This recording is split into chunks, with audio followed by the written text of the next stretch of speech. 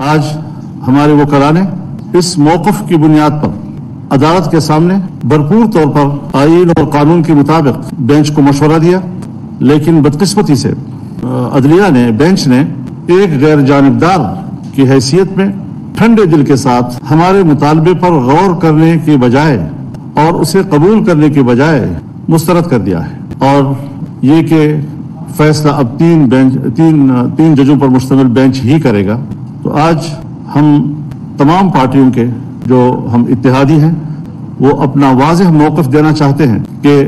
अगर full court मुस्तरद किया जाता है तो हम भी अदलिया के इस फैसले को मुस्तरद करते हैं और हम अब इस केस के हवाले से इस बेंच के सामने पेश नहीं होंगे और मुकदमे का बाइकआउट करेंगे।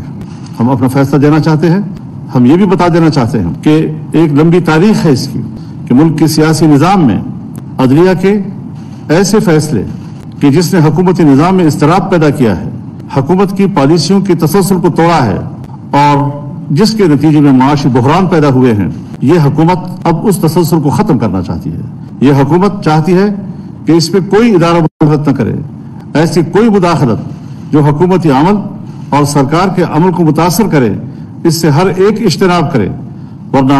हम हुकूमत को, प्राइम मिनिस्टर को, पार्लियामेंट को ये तजवीज़ देंगे कि इस हवाले से भी इस्लाहात पर मबनी असर-ए-नौ कानून साजी की जाए, ऐसी कानून साजी कि जिसमें कौम, अदलिया और उनके फैसलों पर एतमाद कर सके और उनके फैसले मुल्क में सियासी इस्तेहकाम का भी जरिया बने और मुल्क में माशी इस्तेहकाम का भी जरिया बने और अवाम के इत्मीनान का सबब बने। इंशाअल्लाह अज़ीज़ अब हम इस तरफ मुतवज्जे हैं और आने वाले वक्तों में ये इस्लाहात का की मंजिल भी हम हासिल करेंगे और कौम को इस हवाले से आने वाले मुस्तक़बिल में नवीद देंगे। अल्लाह ताला हमारा हामी व नासिर हो। पाकिस्तान की अल्लाह हिफाजत फरमाए और आवाम के सुकून और आवाम की खुशहाली के लिए हुकूमत को खिदमत करने का मौका